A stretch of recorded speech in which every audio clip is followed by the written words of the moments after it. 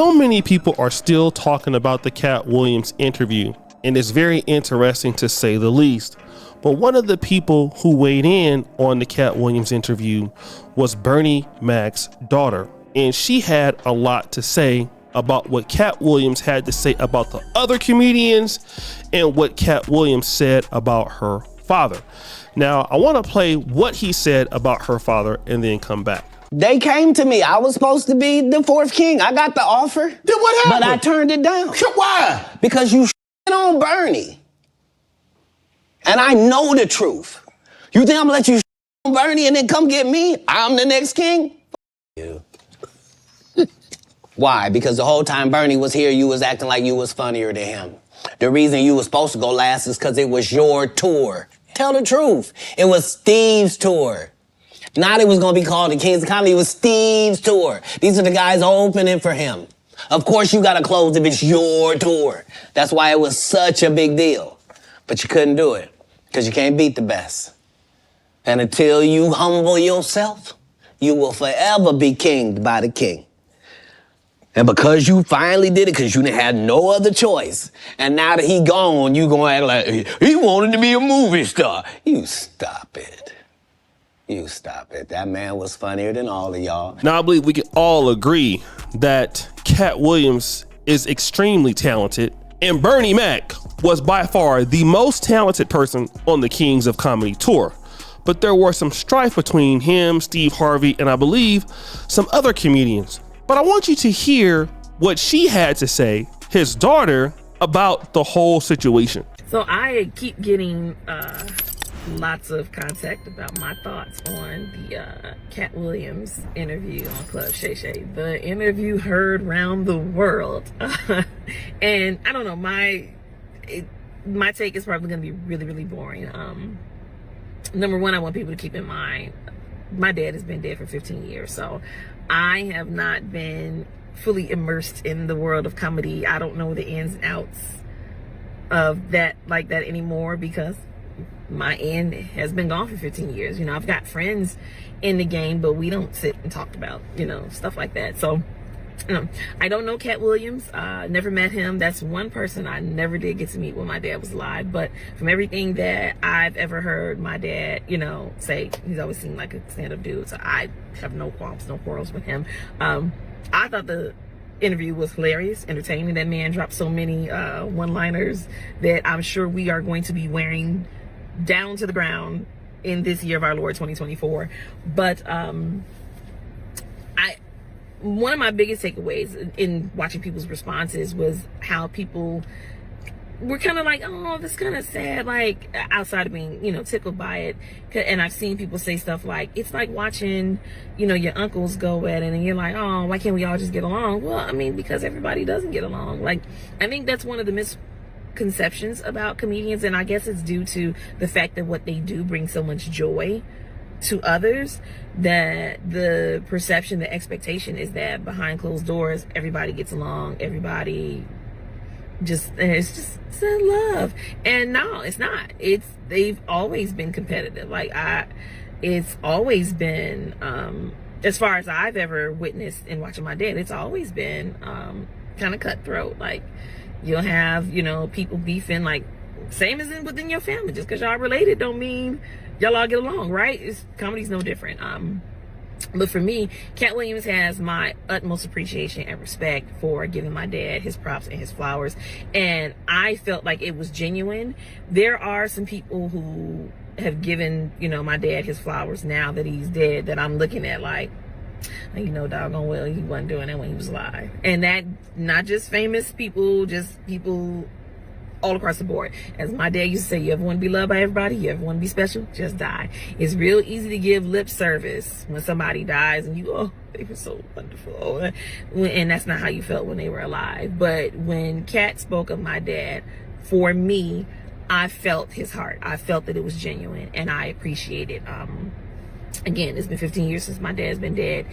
If you follow me at all, you know I've said this repeatedly, like it does my heart good to know that my dad was a stand-up guy, that the man that I knew him to be was who he actually was to people, because that's the thing. Like, we can love people and think they one way and then find out later no. And I say, like, in 15 years, if he was an asshole, somebody by now would have been like, let me tell you about that mother. So that is not the case with my dad. Makes me so proud, and I just really appreciate what I believe the genuine love and respect that Katt Williams showed my father. It is so much appreciated. Much love and mad props to Katt Williams. I would love to sit down and just have a conversation with Katt Williams, because I think that is probably be the most entertaining and gem dropping conversation I probably would have in my life outside of conversations with my dad. So yeah, so that's my take. Like I said, probably boring, but that's what I thought. Again, much love and respect to Katt Williams. Now I want to take some time to weigh in on another brother, Lavelle Crawford, and what Lavelle Crawford has talked about with comedians. The what he calls spite comes out of other people. And if y'all all on the same school, see the one thing about black entertainers, we think it's only one bag. And we don't even understand, man. I couldn't even get in with the Fridays and all that stuff. I don't know why, because they wouldn't call me, but I got in with the Adam Sandlers. I got in with Breaking Bad, Better Call Saul. When Netflix wouldn't let me do a special with them, they put my special on that I filmed somewhere else. I did Showtime, and thank you Showtime so many times, and I appreciate Netflix showing my special on their platform. Tubi, big shout out to them. But hey man, but like I tell people all the time, we think it's just one bag. And that's how these beefs come up. You think because you making it, you can, you start giving beef, and then some comments do still. I seen a comedian go up right before me and do my damn joke. Now, what is the important part here? She said, firstly, everybody looks at these older comedians and they say, hey, listen, these guys been around here for years, right? Like, how can they just squash the beef because, we want y'all to get along. You've created so much joy in our hearts. You created so much joy in our lives. And that very well may be true. But see, what you're thinking about is, and what you're not talking about is, comedians just don't like each other. And what I will say is this, it could have been a point where they did like each other, and now they don't like each other. That happens all the time. Comedians fall out. That's why Corey Holcomb always talks about Steve Harvey, how Steve Harvey cut his time down to just 5 minutes. Last time I hosted a show, Earthquake told the promoter, let the other nigga bring me up because I know why. I'm rocking this mother. And then you got to go up after that? Stop. Hammer time. I heard too much about Steve. Promoter coming. Steve a hater, dog. He is not finna let you shine, dog. When I was a young comic, that cutting my time down to 5 minutes because I was too funny. Wow. He did JJ bad. What'd he do to JJ? He damn near said, JJ damn said he like blackballed him a little bit. I believe. I ain't never heard nothing good about no mother Steve Harvey. You got on your name, and I've had experiences with you, and I already know.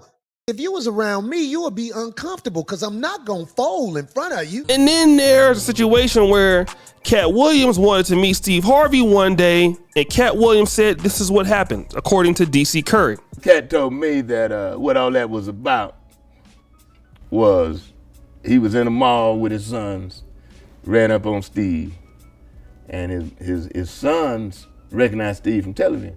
So they were excited, asked Steve for an autograph. And Steve basically told him, according to Katt now, get the hell out of here. Was Katt famous at the time? Katt wasn't famous at the time. So his son said, Katt Williams, this is what Katt said. His son said, Katt is my daddy. And supposedly now, there's just one side story. Sure, we're going with the Katt story. Steve said, who the Katt? And so Katt told his sons, don't worry about it, come on.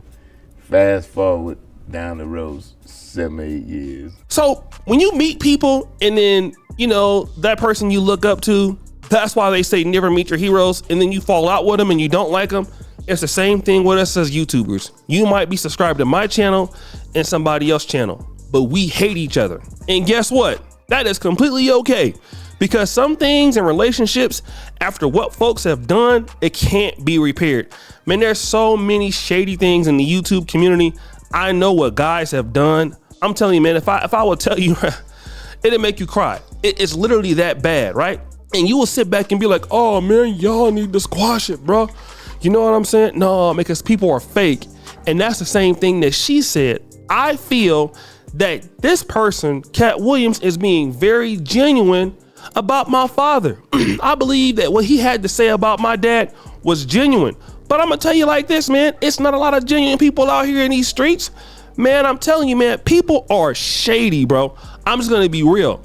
It's so many cats that's dirty, grimy. People will hate on you. People will steal your jokes. People will steal your ideas. People will do anything for $1 and come back and talk to you in the same day like ain't nothing happened. You don't know how many times your boy O'Shea Duke Jackson then been through that. Somebody will come and talk about you behind your back, man, to somebody else. That Negro will come out there and say, hey man, how you doing, bro? Good to see you, bro. Man, bro, it's oh my God, bro. I'm so glad to see you, bro. Man, the dude sitting up there lying, family. I'm talking about crazy lying. That's how shady folks are, like literally. Jiggers don't be about nothing. And I'm telling you, sometimes you gotta fight it out, man. Sometimes you're gonna have enemies. Sometimes them people you was cool with, you're not cool with no more. And the best thing that you can do is stay away from them. These guys been beefing for a long time. They ain't never gonna be friends. And ain't unless somebody say they're sorry. And sometimes, you know what? Cats ain't gonna say they're sorry, bro. You know, that would have been easy for them to do. Somebody say, you know what, man, I stole this from you. I had it on you, man.